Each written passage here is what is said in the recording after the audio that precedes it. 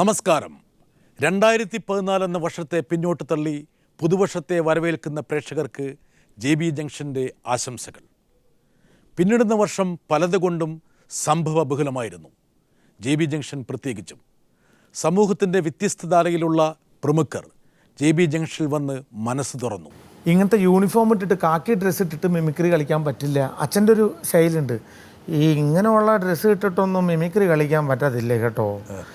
അതൊന്ന് ഈ ഡ്രസ്സൊന്ന് മാറ്റണം. എനിക്കാണെങ്കിൽ അന്ന് ഡ്രസ്സ് വാങ്ങാൻ പോലും കഴിവില്ല. ഞാൻ ടി വിയിലൂടെ ദാരിദ്ര്യം പറയുമ്പോൾ എന്നെ ശോഭിക്കുന്ന ഒരുപാട് ആൾക്കാരുണ്ട്.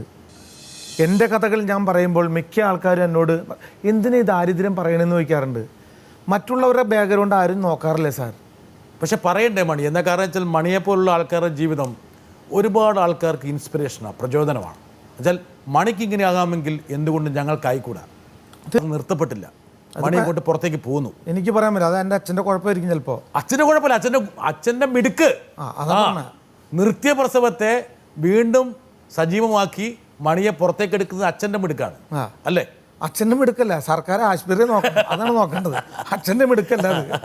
പോട്ടെ, നമ്മൊരു മിടുക്ക് അച്ഛന് കൊടുത്തേക്കാം. അച്ഛൻ്റെ അമ്മയുടെയും പണിസ്ഥലമായിരുന്നു മണിയുടെ ആദ്യത്തെ വേദി. മണിയുടെ ഒരു സർഗസൃഷ്ടി, മണിയുടെ പാട്ട്, മണിയുടെ പ്രകടനങ്ങൾ, അത് ആദ്യം തുടങ്ങിയത് ഇവർ ജോലി ചെയ്യുന്ന സ്ഥലത്തായിരുന്നു. അതെ, ആ സ്ഥലമൊക്കെ ഞാൻ മേടിച്ചു, മുഴുവൻ മേടിച്ചു. ഒരു വാശിയ സെൻറ്റർ അലി ബ്രദേഴ്സ്. ഈ ബ്ലൗസ് പീസൊക്കെ ബ്ലൗസ് പീസ് സ്കൂളിൽ കൊണ്ട് ഞാൻ ഏറ്റവും കൂടുതൽ കൊടുത്തിരുന്ന ടീച്ചർമാർക്ക് ബ്രേസറായിരുന്നു. അതെ, അന്ന് വെച്ചാൽ അത് ചാവക്കാടുന്ന് മേടിക്കുക, ബ്രൗസർ മേടിക്കും, ബ്രേസർ. പിന്നെ ക്ലിയോപാട്ര സാരി. ഇപ്പം സ്കൂളിൽ തന്നെ മണിയുടെ ഈ മോണാക്ട് മിമിക്രി വൈഭവം തുടങ്ങി. എനിക്ക് തോന്നുന്നു മിക്കവാറും മൃഗങ്ങളെ അനുകരിച്ചായിരിക്കുമല്ലോ മണി. തീർച്ചയായിട്ടും അല്ലേ? തീർച്ചയായിട്ടും. ആദ്യത്തെ മിമിക്രി എന്തായിരുന്നു? ഫസ്റ്റ് മിമിക്രി എന്ന് പറഞ്ഞിട്ടുണ്ടെങ്കിൽ ഞാൻ ആദ്യം ചെയ്തത് കൊച്ചിൻ കലാഭവനിൽ വരുന്നതിന് മുമ്പ് സ്കൂളിൽ രാധയ്ക്കൊക്കെ അറിയാം, ഞാനൊരു മുക്കുവനും ഭൂതം എന്ന് പറഞ്ഞ സാധനം കാണിച്ചിരുന്നു. അതുകൂടാണ്ട് ഞാനൊരു തൂങ്ങി ചാവണ ഒരു ഇത് കാണിച്ചിരുന്നു. ഒന്നുമില്ല, ഒരാൾ കെട്ടി തൂങ്ങി. ഞാൻ ഇപ്പം പറഞ്ഞത്, ഇപ്പം പ്രേക്ഷകർ ഇപ്പം എനിക്കറിയുന്നത് എന്നെ ലാത്തിക്ക് അടിച്ചിട്ട് എൻ്റെ ആ മുഴ എപ്പോഴും പോലും പോയിട്ടില്ല. മണിയുടെ ഇവിടെയാണ് അടിച്ചില്ല, ഒരു പ്രകോപനമില്ലാതെ അടിച്ചു. ഡോക്ടറായോ സാറ്? ചോദിക്കുക മണി, ഞാൻ മണിയുടെ ഒരു ഹൃദയത്തിന്റെ ഡോക്ടറല്ലേ മണി? ഞാനൊരു കഥ പറയാം, മനുഷ്യന്മാരുടെ കുറ്റം പറയേണ്ട കഥയാ.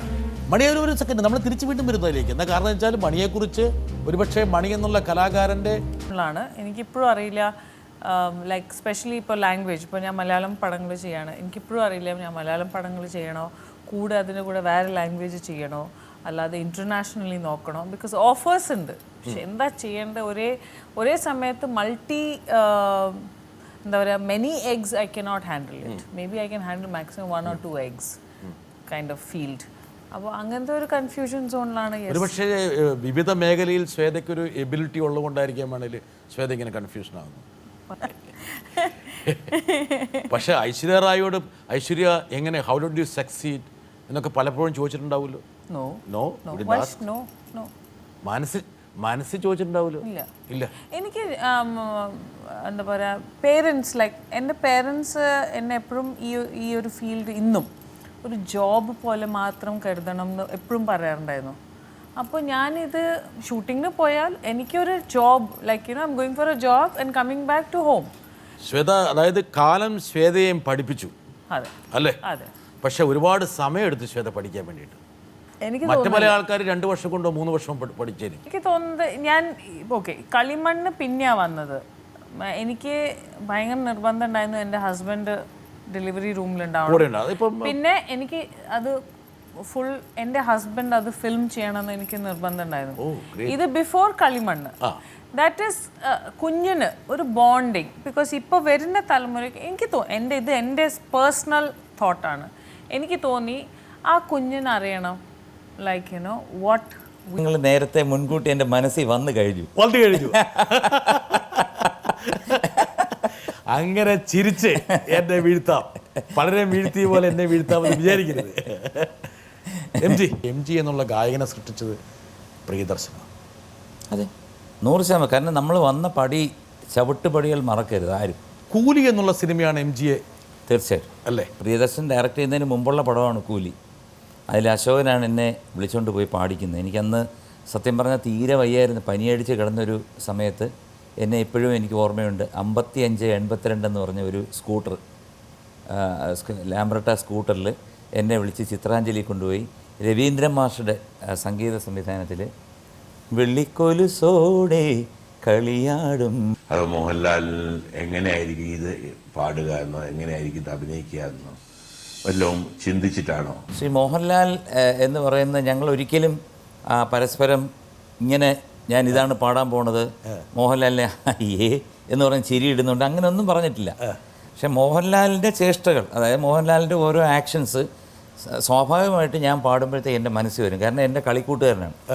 അപ്പോൾ അത് മനസ്സിൽ വരുമ്പോഴത്തേക്ക് അത് അങ്ങനെ ഒരു വേവ് ലെങ്ത് വരും. അല്ല, അങ്ങനെ ഒരു ചേഷ്ടകൾ വരുമ്പോൾ ആ പറഞ്ഞ ശബ്ദവിന്യാസത്തിൽ ഒരു മാറ്റം വരുമല്ലോ. നമുക്ക് ഒരു എക്സാമ്പിളായിട്ട് ഇത് പറയാൻ പറ്റത്തുള്ളൂ. പാട്ടിൻ്റെ കാര്യമാകുമ്പോൾ അല്ലേ ഒരു എക്സാമ്പിളായിട്ട് പറയാൻ പറ്റത്തുള്ളൂ. വേണം പാട്ട് പാടിക്കൊണ്ട് പറഞ്ഞു. അതെ. ഇപ്പം ആഹാ ഭാര്യ വളരെ ബോധപൂർവ്വം പോകുന്നതാണെന്ന് ഞാൻ ആ പറഞ്ഞ ആൾക്കാരുടെ പേര് പറയില്ല, പക്ഷെ എം ജിക്ക് അറിയാവുന്ന ആൾക്കാരാണ്. എം ജിയുടെ അടുത്ത സുഹൃത്താ. അല്ലേ ഞാൻ പറയുന്നത്, അതായത് ഒന്ന് കയറയച്ചാൽ പിന്നെ എവിടെ എത്തുമെന്ന് പറയാൻ പറ്റില്ല.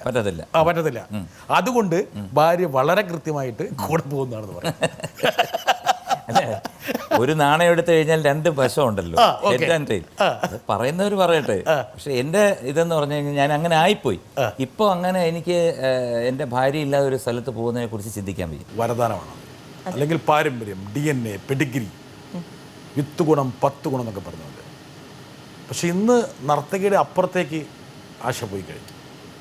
ഒരുപക്ഷെ നർത്തകി എന്നുള്ള ആശയ്ക്കാണോ സംതൃപ്തി, അഭിനേത്രി എന്നുള്ള ആശയ്ക്കാണോ സംതൃപ്തി? എപ്പോഴും എനിക്ക് ഇതുവരെയുള്ള കാര്യങ്ങളാണ് പറയാൻ പറ്റുക.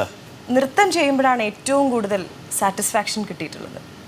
ആശയുടെ ബോഡി മെയിൻറ്റെയിൻ ചെയ്യുന്ന നൃത്തത്തിലൂടെയാണോ? നൃത്തം ചെയ്യാറുണ്ട്, അത്യാവശ്യം യോഗ ചെയ്യാറുണ്ട്. കമലതളത്തിൽ മോനിഷ അഭിനയിച്ച ആ റോളിലേക്ക് ആശയെ ക്ഷണിച്ചിരുന്നു. വളരെ പ്രധാനപ്പെട്ടൊരു പടം, വളരെ പ്രധാനപ്പെട്ടൊരു റോള് ആശയുടെ ജീവിതത്തെ വല്ലാതെ സ്വാധീനിച്ചിട്ടുണ്ടാവുന്നൊരു, അല്ലേ, പിടിച്ചുലച്ചു. തീർച്ചയായിട്ടും. വേണുവേട്ടൻ ഇപ്പോഴും വരാറുണ്ടോ? എനിക്ക് വേൺചേട്ടൻ ഈ ലോകത്തുനിന്ന് പോയി എന്ന് ഒരിക്കലും തോന്നിയിട്ടില്ല. എപ്പോഴും എന്നെ ചേത്ത മോളു എന്നാണ് വിളിച്ചിരുന്നത്. ചേട്ടൻ്റെ മോളു എന്നുള്ള രീതിയിൽ ചേത്ത മോളു എന്നാണ് എന്നെ വിളിക്കുക. എഴുത്തിലും ഒക്കെ അങ്ങനെയാണ്. വേൺചേട്ടൻ എനിക്ക് എല്ലാ 2 ദിവസം 3 ദിവസം കൂടുമ്പോഴും എഴുതുമായിരുന്നു. എൻ്റെ അത് ഉണ്ട് എന്ന് തന്നെയാണ് എൻ്റെ വിശ്വാസം. എന്നേക്കാൾ പലപ്പോഴും ശരത്തേട്ടൻ എന്നോട് പറഞ്ഞിട്ടുള്ള കാര്യം, വേണുചേട്ടൻ്റെ അനീതി ആയതുകൊണ്ടാണ് എനിക്ക് നിന്നെ ഇത്ര ഇഷ്ടം.